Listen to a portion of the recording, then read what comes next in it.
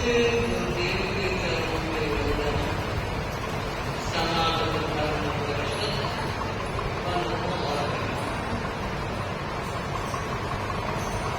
स्वामी कुमार नाम के एक आचार्य हुए हैं।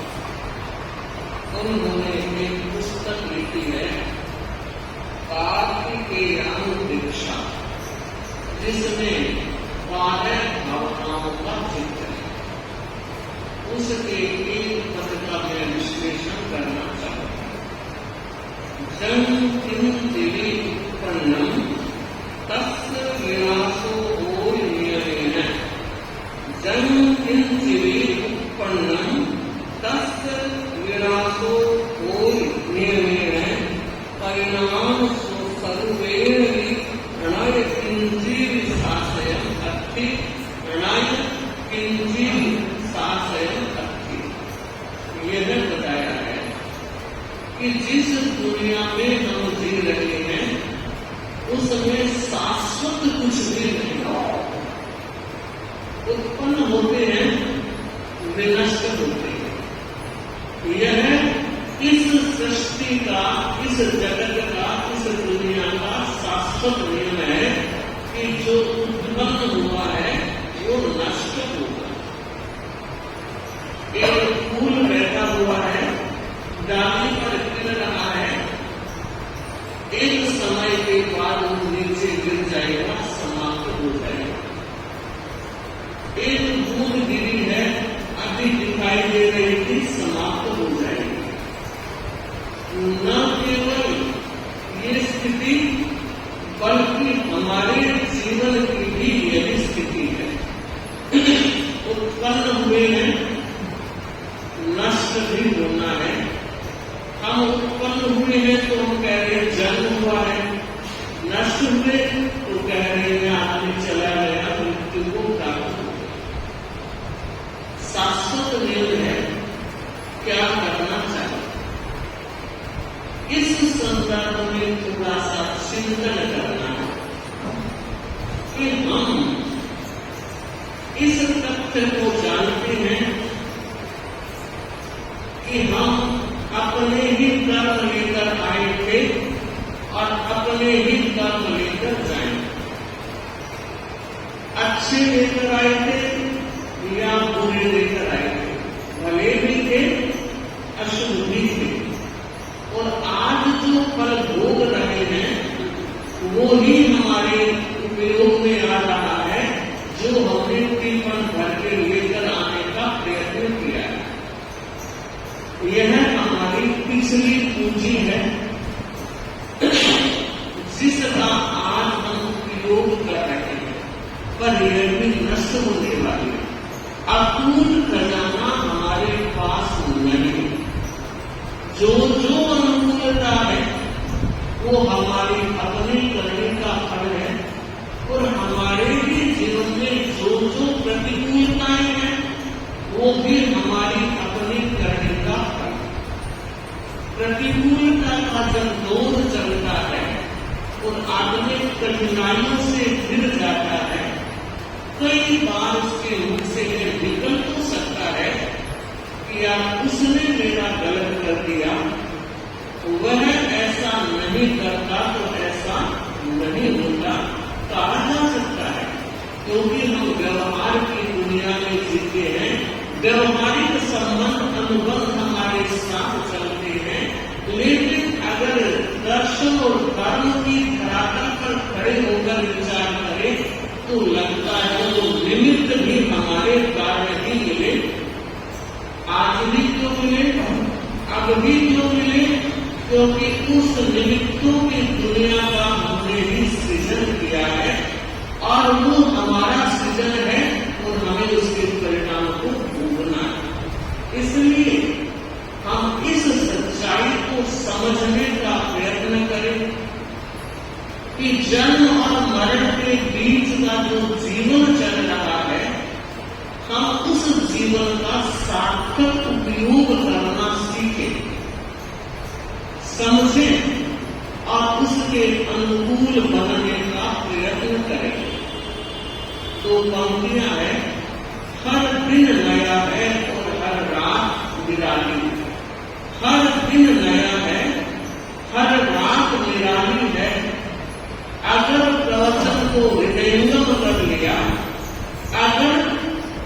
प्रवचन को हृदयंगम कर लिया तो हर वक्त दिवाली है। अगर प्रवचन को हृदयंगम कर लिया तो हर वक्त दिवाली है।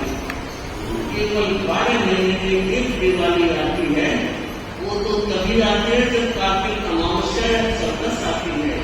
लेकिन हम चाहे हमारा हर दिन दिवालीमय हो अर्थात खुश हो, हम खुश रहे, वातावरण की खुशहाली बनी रहे, तो इसके लिए कुछ हमें भी करना होगा, हमें भी बदलना होगा।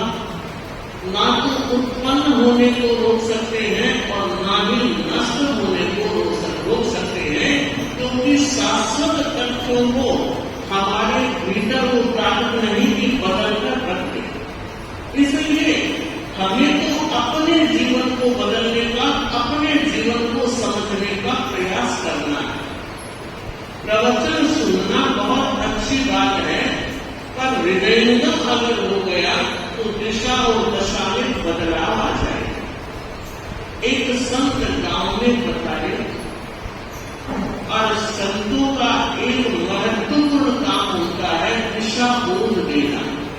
उनका अपना दायित्व है कि वे स्वयं साधना के द्वारा, त्याग तप के द्वारा अपने आत्मा का हित कर रहे हैं, आत्म कल्याण कर रहे हैं, हित कर रहे हैं। उसके साथ साथ यह दायित्व भी है तो मेरे पास आते हैं, उन्हें भी कल्याण का रास्ता बताया जाए। न केवल जैन संत, बल्कि किसी भी संप्रदाय के अगर संत महात्मा होते हैं तो प्रवचन और कथा जरूर करते हैं। तो एक संत गांव में आए और लोगों से पूछा, भाई लोगों, आप लोग कौन सा टाइम निकाल पाओगे, मैं कथा करना चाहता हूं। लोगों ने कहा कि महाराज आपकी जो अनुकूलता हो वो बता दें, हम अपना टाइम सेट कर लेंगे। 24 घंटे में थोड़ा इधर उधर होगा तब भी चलेगा। तो संत ने देखा लोग बड़े भावुक हैं और ऑप्शन मुझे दिया है, तो कहा मेरे कथा करने में तो सुबह का टाइम अच्छा रहता है, फ्रेश दिमाग रहता है, आपको सुनने में अच्छा लगेगा, मुझे करने में भी आनंद आएगा। बंधु, कथा करने में भी आनंद आना चाहिए। अगर कथाकार को कथा करने में आनंद नहीं आता है तो मानकर चले श्रोताओं को भी आनंद के सागर में डुबकी नहीं लगवा सकता। स्वयं आनंदित होगा वो भी दूसरों को आनंदित कर सकेगा। तो संत बहुत कुशल प्रवचनकार के समय सुबह का निर्धारित हुआ और लोगों ने सुना। पहले प्रवचन में इतने प्रभावित हुए, घर घर जाकर के वो कह रहे हैं कि संत कुछ दिनों के मेहमान आए हैं और मेहमान कभी स्थायी डेरा नहीं डालता, अगर स्थायी डेरा डाल लेता है तो कठिनाई भी पैदा हो जाए। इसलिए आप लोगों को महात्मा के प्रवचन में जरूर आना है और धीरे धीरे प्रतिदिन की उपस्थिति बढ़ती गई। जीवन बोध और सार्थक जिंदगी की दिशा में व्यक्ति कैसे आगे बढ़ सकता है, वो सूत्र देने वाली उनकी कथा होती। गांव में चर्चा की, कोई भी लोग चौराहे पर 4-5 खड़े होते, कहीं पार्टी फंक्शन होता तो एक चर्चा की प्रवचन जरूर सुनना, प्रवचन में जरूर आना। एक व्यक्ति ऐसा था जो अब तक प्रवचन में नहीं आया, पर 2-3 दिन से लगातार जब उसने सुना और लोगों ने ये कहा कि एक प्रवचन की दिशा बदल देगा, तुम आओ, तुम्हारा कायाकल्प हो जाएगा। वो व्यक्ति घर से परेशान था, परिस्थितियों से घबराया हुआ था और लाख प्रयत्न करने के बाद भी घर का वातावरण अच्छा है। मैं फिर आप लोगों से कहना चाहूंगी, घर शरण होता है, घर मंजिल होती है, घर आलिशान भवन होने से ही घर नहीं बन जाता है। घर के लिए मिठास का वातावरण चाहिए, घर के लिए प्यार की, मोहब्बत की, स्नेह की सरिता बननी चाहिए। और एक शब्द में कहूं तो पारिवारिक जनों का परस्पर अपनत्व होना चाहिए। अपनी मारवाड़ी भाषा में जिसको कहते हैं आपनपा, अगर अपनत्व नहीं है तो परिवार की छत के नीचे रहकर भी व्यक्ति सुकून का अनुभव नहीं कर पाएगा। तो व्यक्ति अच्छा कमाने वाला था, अच्छा व्यापार चल रहा था, खर्च की कोई कमी नहीं थी, मगर बावजूद उसे परेशानी थी। और परेशानी का मुख्य कारण पति पत्नी में सामंजस्य है। और मुझे लगता है यह अहम रिश्ता होता है। बाकी सारे रिश्तों की शुरुआत करें तो उसके बाद होती है। अगर कोई महिला मां बनी है तो शादी के बाद बनी है, बहू बनी है तो शादी के बाद बनी है, संसार चला है तो शादी के बाद चला। उस अहम रिश्ते में भी अगर मिठास नहीं होगा तो मुझे लगता है बोझ बन जाएगी। वो व्यक्ति दिन भर बाहर यार दोस्तों मित्रों के साथ रहता, खुशी का अनुभव करता और सोचता घर देर से जाओ। मैं आप लोगों से कहना चाहूंगी कि अगर बाहर मटर गश्ती कर रहे हैं, देर से आ रहे हैं तो आपको संभालने की जरूरत, वरना घर का माहौल अच्छा होगा तो आदमी बाहर क्यों देर करेगा। देर से आता था और चुपचाप सोने की सोचता था कि ये बात करेंगे झगड़ा हो जाएगा, झगड़े से परेशान हो गए। आप लोगों के कैसा नहीं हो रहा? ध्यान देना, कभी कभी छोटी छोटी बात पर झगड़ा हो जाता है, पूरी रात खराब हो जाती है, पूरे दिन खराब हो जाते हैं और ये खराबी जिंदगी को खराबी के पेट पर ढाल देती है। इसलिए पहला धर्म है कि जीना तो सीखो। उस व्यक्ति ने जब कई व्यक्तियों से यह सुना तो सोचा रे मेरा कायाकल्प हो जाए तो यहाँ बड़ा परेशान हूं। एक दिन प्रवचन में आया, प्रवचन सुना, अच्छा लगा और संतों ने कहा भाई बस 15 दिन वो रुकने का भाव है, उसके बाद अगली मंजिल पे जाना। लोगों ने कहा महाराज अभी तो 15 दिन हुए हैं कि बस महीना भर ही मैं सोच कर आया हूं, जितना लेना है आप लोग ले। उस व्यक्ति ने सोचा पहले आ जाता तो कितना कुछ सुनने को मिलता, पर फिर जाने कभी समेटा। अब मैं तो निरंतर आऊंगा, मन में एक इच्छा थी मेरा कायाकल्प हो सके और उसके बाद जिंदगी रसमय बन जाएगी। अभी तो मैं नीरस जिंदगी जीता, थोड़ा मान कर चलिए जहां नीरसता बढ़ती है वहां पूरी नीरसता नहीं, वो रिश्तों को भी प्रभावित करती है, व्यापार को भी प्रभावित करती है और सबसे बड़ी बात व्यवहार को भी प्रभावित करती है। अगर भीतर बुझा बुझा है, भीतर में उदासी है तो लाख सिपाहों को सामने आ जाए। अब 15 दिन हो गए, संतों ने कहा कि कल हमारा संत मंडल यहां से प्रस्थान करेगा। अब देखिए उस व्यक्ति ने जो बहुत बड़ी आशा लेकर आया था, सारे लोगों के चले जाने के बाद आज पहली बार संत के निकट आया। थोड़ा मन में भय भी था कि संत से इतनी निकटता नहीं है, पता नहीं मेरी बात ध्यान से सुनेंगे या नहीं, पता नहीं अच्छा रिस्पॉन्स देंगे या नहीं, लेकिन हिम्मत तो करनी पड़ेगी। और मैं आप लोगों से कहना चाहूंगी संत की निकटता बहुत बड़ा दर्शन देती है, समाधान देती।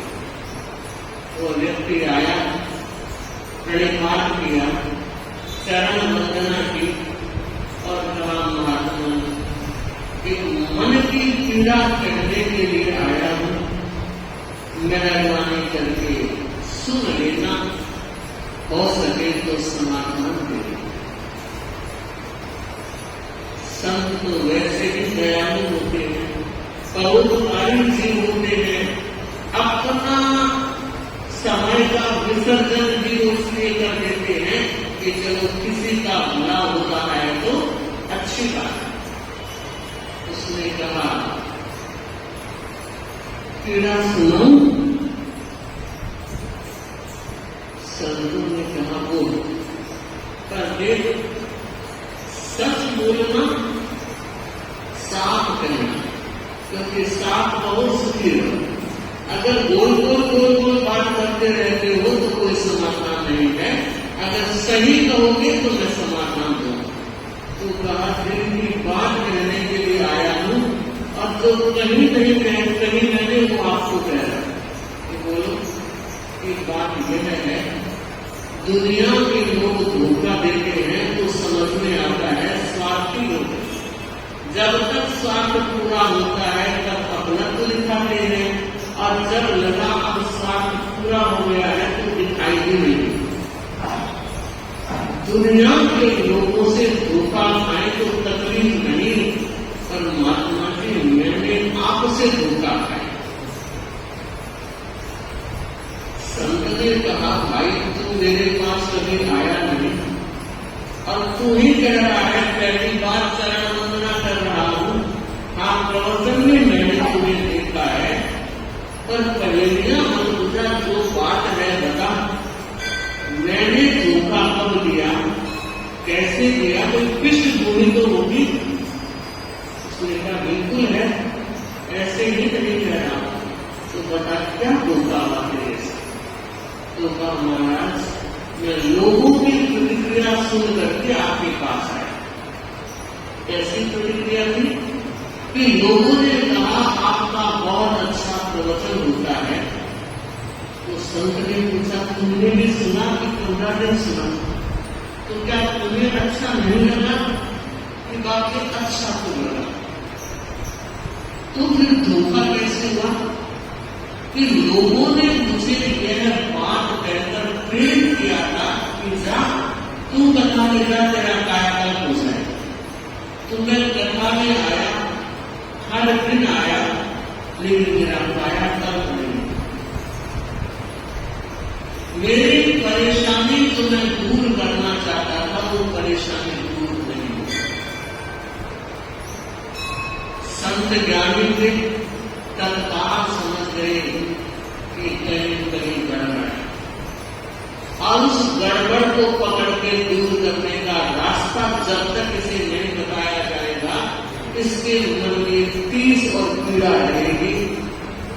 तो कहा, देख भाई, हमने घोषणा कर दी है कल प्रस्थान करना है, तो प्रस्थान करना है। हमारा संत मंडल भी प्रस्थान कर देगा। अब तू ये बता, तेरा घर किधर है? तो क्या बाप की जिधर से आप जाओगे ना, रास्ते में आएगा। तो बहुत अच्छी बात है भाई, चक्कर बच गए। अगर तुम्हारा घर उस दिशा में ना होता तो हमारा सफर लंबा हो जाता। और तुम जानते हो पैदल चलने वाले तो शॉर्टकट में जाना चाहते हैं ताकि 10 कदम की राह मिले, तो अच्छी बात है। तो यह तो बहुत अच्छी बात है कि मुझे घूमना नहीं पड़ेगा, सीधे रास्ते में तुम्हारा घर आ जाएगा। तो एक काम करना, जब तुम्हारा घर आ जाए पूरे से पहले मुझे बता देना कि महात्मा ये मेरा घर है और तुम्हारे साथ में तुम्हारे घर जाओ। तो संत मंडल को लेकर चलोगे कि नहीं? संत मंडल का आगे का काम निर्धारित रहेगा, मैं तेरे साथ तुम्हारे घर आऊं। अच्छी बात। आज संत ने कहा कि केवल घर ही नहीं आऊंगा, मैं भोजन भी ग्रहण करूंगा। खुश हो गया कि देखो मुझे तो संकट ही नहीं है। बाकी संत महात्माओं को कहना चाहिए कि महाराज आप भोजन भी ग्रहण करना, जब आ ही रहे हो तो ध्यान नहीं देगा। कई बार खुशी का अतिरेक जब हो जाता है तो कई बार वो स्लिप भी हो जाता है। इतना खुश हो गया था मेरे घर संत शरण टिकेंगे, और जब संत ने ये कहा कि भोजन भी लूंगा, उसने दोनों पैर पकड़ लिया कि वाह ये बहुत बड़ी बात है, बड़ा आशीर्वाद दिया है, आप भोजन भी ज्ञान। बड़ा खुश हुआ। और आज जब घर आया संध्या के समय, चेहरा बहुत खुश। पत्नी ने पूछा लंका लूट के आए हो, आज इतने खुश कैसे? जो बात थी बतानी नहीं थी तो कहा भगवान भाग क्यों गए? क्या आपके मेरे जब से आई भाग बंद है, पेटी का ताला खुदाई और माहौल बदल गया। इतना खुश था और पत्नी ने जब ये बात कही, क्या फर्क पड़ता? एक बार खुशी से वो बात तो सुन लेती। उस महिला ने ये गलती की, आप तो नहीं करते होंगे ना? फिर ध्यान देना, आप भी ध्यान देना, आप भी ध्यान देना। किसी की भी कोई बात सुन तो लो, जो कुछ निर्णय देना है बाद में भी तो दिया जा सकता है, पर हम इतनी गड़बड़ी मचाते हैं, इतनी हड़बड़ी में रहते हैं, आप भी बात भी पूरी नहीं सुनी, आप भी पूरी नहीं सुनी और निर्णय नहीं। ऐसा नहीं, ये जीवन के सुख है और ये साधना की आरंभ।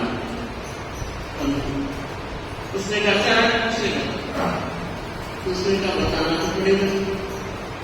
तो कहा कल अपने घर एक संत आए और वो भोजन भी करेंगे, तो भोजन की अच्छी तैयारी करना। कभी कभी संत आते हैं और मेरी इच्छा है तुम खीर बहुत अच्छी बनाते हो तो कल खीर बना देना।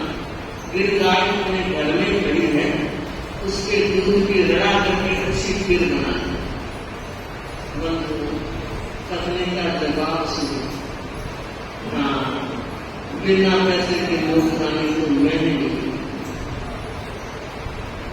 किसी को भी बुकला करा जाते हो, किसी को भी दुर्गा देकर आ जाते हो, कभी सुध को ले लिया तो मेरे पास भी वक्त है या नहीं, कितने काम रहते हैं। मैं फिर कहना चाहूंगी ये भी काम है। घर आया व्यक्ति अगर राजी होके जाता है तो बहुत बड़ा पॉजिटिव वेव छोड़ के जाता है, और वो जिसको हम आशीर्वाद कहते हैं बहुत बड़ा काम करता है। अरे थोड़ा सा ध्यान दे लो। पति भोजन करने बैठा था, पत्नी भोजन करा रही थी और पत्नी ने भोजन करते करते कहा आज तो भूख बहुत लगी है, एक रोटी और लेकर। रोजाना जितने रोटी खाता था रोटियां उसने परोस दी थी, अब एक रोटी की और आज मांग कर ली तो पत्नी क्या करती है, पहले ही बता देते मैंने तो चूल्हा सब बंद कर दिया, वापस करना। रोटी लेकर तो आई, पर मुझे बताओ रोटी खाने में अच्छी लगी क्या? और उसी से लेकर जा रही आपको भाग्य मिल गया, आपने एक रोटी को मांगी तो दो लेकर खाने में आनंद। मैं फिर कहना चाहूंगी आनंद के पल कहीं बाहर नहीं मिलते, आनंद के रास्ते दुनिया में कहीं नहीं मिलेंगे, ये रास्ते हमें खोजने पड़ेंगे, और इस खोज में अगर सफल हो गए तो जीवन मुझे बन जाए। परंतु उसने बिल्कुल मना कर दिया कि मुझसे नहीं होता। और अब देखिए क्या परेशानी हुई, रात भर उसे नींद नहीं आई, एक शब्द भी पत्नी से नहीं बोला और कर्म में बदलता रहा। ये भगवान, पहली बार जिंदगी में किसी संत ने इतना बड़ा आशीर्वाद दिया और ये कुछ तैयारी नहीं कर रही है। कितना सा उनका कुछ मैं बनाना चाहता। एक दिन का व्यापार में लगा रहा और सोचा घर का काम तो मिला कर लेगी, अब क्या हो मध्य रात्रि तक तो पारा गरम रहा, नींद नहीं आई पत्नी को। उसके बाद उसने सोचा कि जो मैंने उत्तर दिया वो सही था क्या? और मैं आप सबसे कहना चाहूंगी, अगर व्यक्ति ये विश्लेषण कर ले कि मैंने जो कहा वो सही कहा क्या, रास्ता बन जाएगा, विश्वास बन जाएगा और भावनाएं बदल जाएगी। और उस पत्नी ने सोचा, एक संत मेरे घर आ रहे हैं और पति ने मुझे कहा मैंने इनकार कर दिया, तो क्या मेरे पति किसी पड़ोस वाले को कहेंगे? और अगर किसी पड़ोस वाले को कहकर लेकर आ गए तो मैं बर्दाश्त करूंगी? सोचना, ध्यान देना, विचार करना। और सुबह पति से पहले उठ करके तैयारी करने में जुट गई और पति ने धीरे से आंख खोली और देखा गाय हो रही, तैयारी हो रही है। और उसने सोचा कोई बात नहीं, जाके करनी सही। संत आए तब तक उसने भोजन तैयार कर दिया, पूरी भी बना दी और खीर भी बना दी। अब देखिए संत आए, इंतजार की घड़ियां पूरी हुई और उस बंदे ने क्या कहा, महात्मा जी पहले समाधान देंगे या भोजन करेंगे? उसे तो कायाकल्प की लगी हुई थी कि आज मेरा कायाकल्प हो जाएगा, तो पहले क्या करेंगे? संत ने कहा पहले पेट पूजा फिर काम पूजा, पहले मैं भोजन। अच्छी बात है। रसोई तक लेकर गया, खीर बनी हुई थी और हमारा ग्रहण कीजिए। संत ने अपना कमंडलू जो था, भोजन लेने का पात्र था, वो उसके सामने किया और कहा खीर इसमें डाल। जैसे ही कमंडलू में खीर लगाने लगा, खीर देने लगा, हाथ रुक गए, नहीं लगा, नीचे रखे। अब देखिए पत्नी बहुत तेजी से आम निकाल रही है और मन ही मन बड़बड़ा रही है, सब कुछ तो मैंने किया, अकेले देने के लिए तैयार हूं। आप लोगों से कहना चाहिए सबको साथ में रखे, ध्यान रखना, ताकि भावनाओं का वेग प्रबंधमान है। उस पत्नी ने कहा दी नहीं जाती, उठाओ उसे मैं देती हूँ। उसने कहा तू क्या देगी? देख। और महात्मा जी ने कहा महाराज एक बार कमंडलू मुझे दीजिए। तो क्या अच्छा आपको लेने के लिए तैयार हो गया?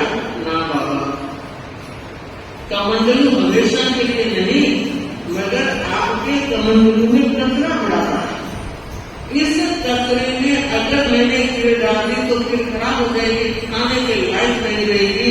खीर भी गई और पेट भी नहीं भरा, तो आप उसे कमंडलू दिए। संत ने कमंडलू दिया, वो साफ करके लाया और कहा अब आप जितनी मर्जी है खीर लीजिए। संत ने खीर ली, पूरी भोजन किया और रवाना हुआ। तो जब वापसी में तो भूखे गए, आपने मुझे समाधान ही नहीं दिया, मेरी बात तो यूं की यूं खड़ी है। तो क्या मैंने समाधान दे दिया कि मैं तो नहीं समझा? कब दिया?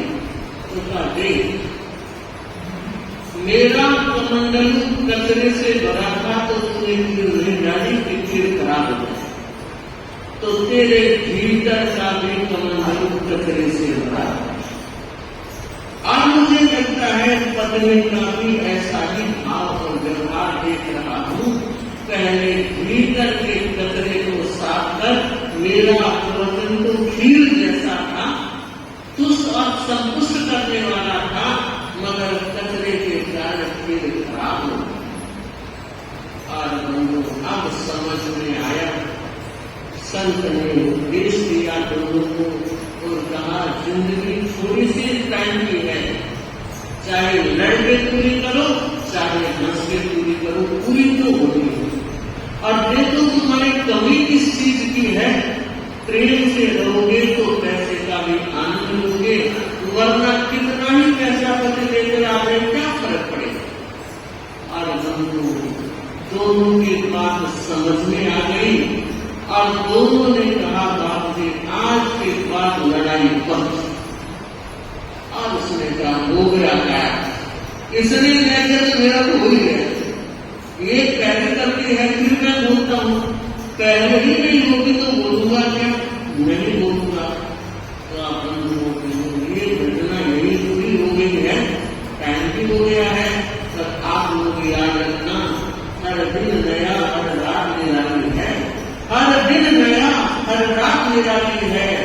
अगर प्रवचन हृदयंगम हो गया तो हर दिन हर वक्त दिवाली है, हर वक्त दिवाली है।